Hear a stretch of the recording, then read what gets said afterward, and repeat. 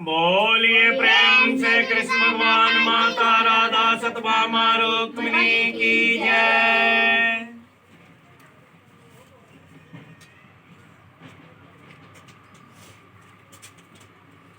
आदृष्ट पूर्वम हर्षितोऽस्मि दृष्ट्वा वैन च प्रवेद्यं मनो मे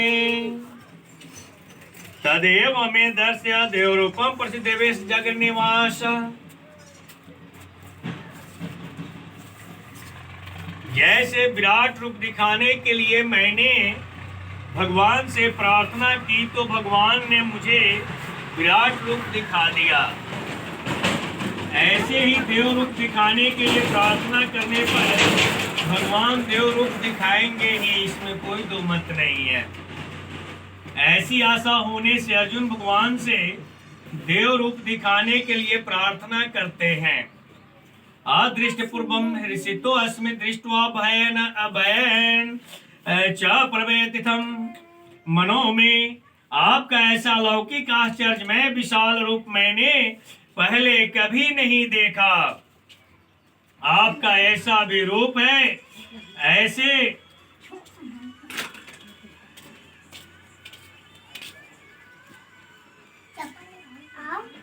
आपका ऐसा भी रूप है, ऐसी मेरे मन में संभावना भी नहीं थी।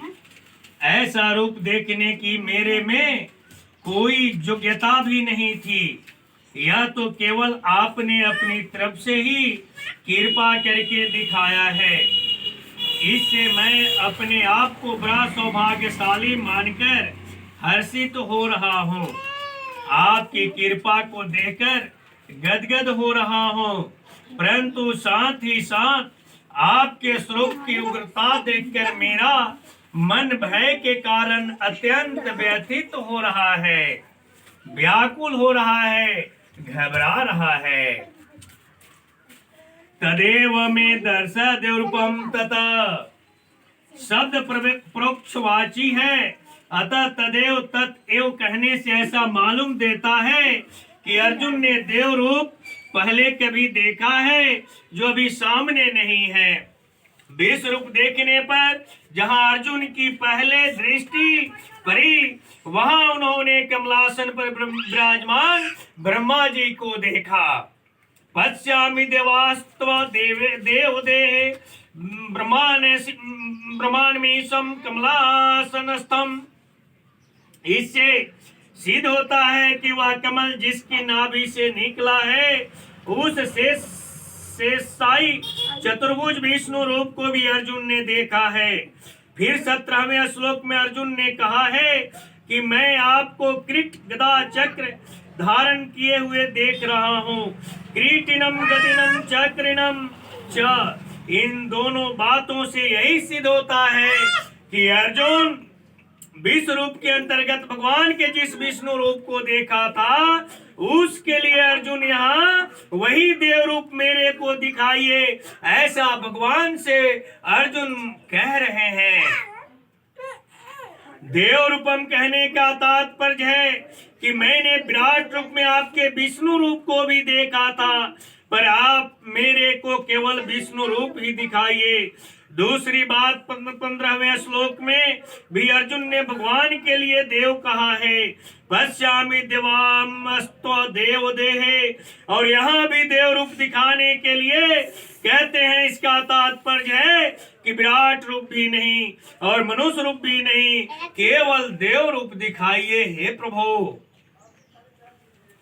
आगे के श्लोक में भी तेन पद से विराट रूप और मनुष्य रूप का निषेध करके भगवान से चतुर्भुज विष्णु रूप बन जाने के लिए प्रार्थना करते हैं। प्रसिद्ध देवेश जग निवास, यहाँ जगन निवास संबोधन विश्व रूप का और देवेश संबोधन चतुर्भुज रूप का संकेत कर रहा है। अर्जुन ये दो संबोधन देकर मानो कह रहे हैं कि संपूर्ण संसार का निवास आप में है। ऐसा विश्व रूप तो मैंने देख लिया है और देख ही रहा हूँ। अब आप हे देवेश देवताओं के मालिक विष्णु रूप हो जाइए और मेरे जन्म को कृतार्थ कीजिए। भगवान का विश्व रूप दिव्य है, अविनाशी है, अक्षय है। इस विश्व रूप में अनंत ब्रह्मांड है तथा उन ब्रह्मांडों की उत्पत्ति, स्थिति और प्रलय करने वाले ब्रह्मा, विष्णु और शिव भी अनंत हैं। इस नित्य विश्व रूप से अनंत विश्व उत्पन्न होकर उसमें लीन होते रहते हैं, पर यह विश्व रूप अव्यय होने से ज्यों का त्यों ही रहता है। यह विश्व रूप इतना दिव्य लौकिक है कि हजारों भौतिक सूर्यों का प्रकाश भी इसके प्रकाश का उपमेय नहीं हो सकता। इसलिए इस विश्व रूप को दिव्य चक्षु के बिना कोई भी देख नहीं सकता।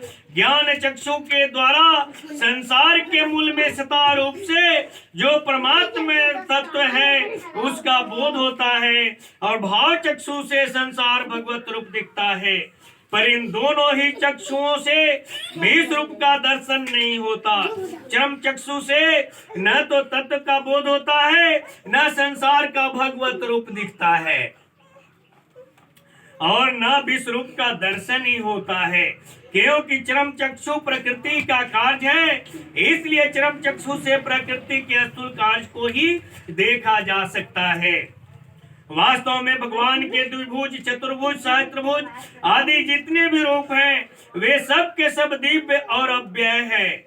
इस तरह भगवान के सगुण निराकार, निर्गुण निराकार, सगुण सकार आदि जितने रूप हैं वे सब के सब भी दिव्य और अव्यय हैं।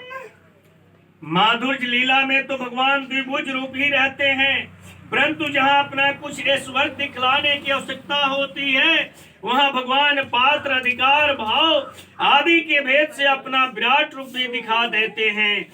ऐसे भगवान ने अर्जुन को मनुष्य रूप से प्रकट हुए अपने द्विभुज शरीर के किसी अंश में विराट रूप दिखाया है। भगवान में अनंत असीम ऐश्वर्य, माधुर्य, सौंदर्य, औदार्य आदि दिव्य गुण हैं। उन अनंत दिव्य गुणों के सहित भगवान का विश्व रूप है।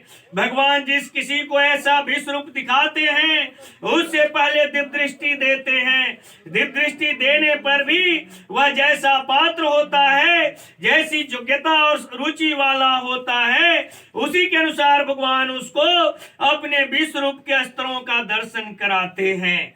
यहाँ 11वें अध्याय के 15वें से 30वें श्लोक तक भगवान विश्व रूप से अनेक स्तरों से प्रकट होते गए, जिसमें पहले देव रूप की, फिर उग्र रूप की और उसके बाद अति उग्र रूप की प्रधानता रही है।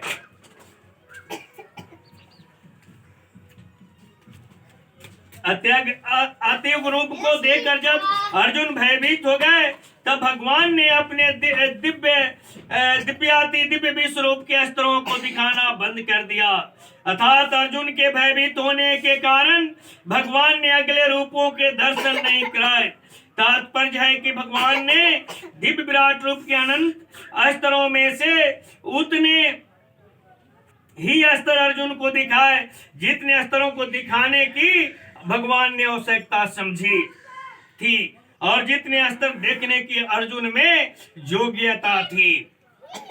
आप यहाँ देखिए भगवान के प्रति अर्जुन में कितनी श्रद्धा, प्रेम, भक्ति है कि विश्व रूप देखने के बाद इतने वो भयभीत हो जाते हैं कि कहते हैं कि हे प्रभु मुझे अपनी देव रूप दिखाइए।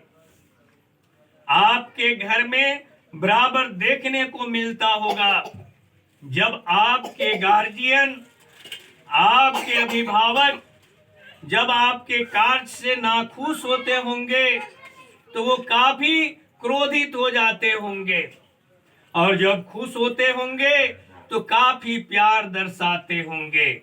यही रूप भगवान और भक्त में भी है। आप जितनी श्रद्धा से अपने रिश्ता को निभाइएगा उतना ही श्रद्धा से रिश्ता निभेगा। आपके मन में जब खोट हो जाएगी तो आपका रिश्ता अपने आप टूट जाएगा, जिसका दोषी आप स्वयं होंगे। बोलिए प्रेम से कृष्ण भगवान माता राधा सतभामा रुक्मिणी की जय।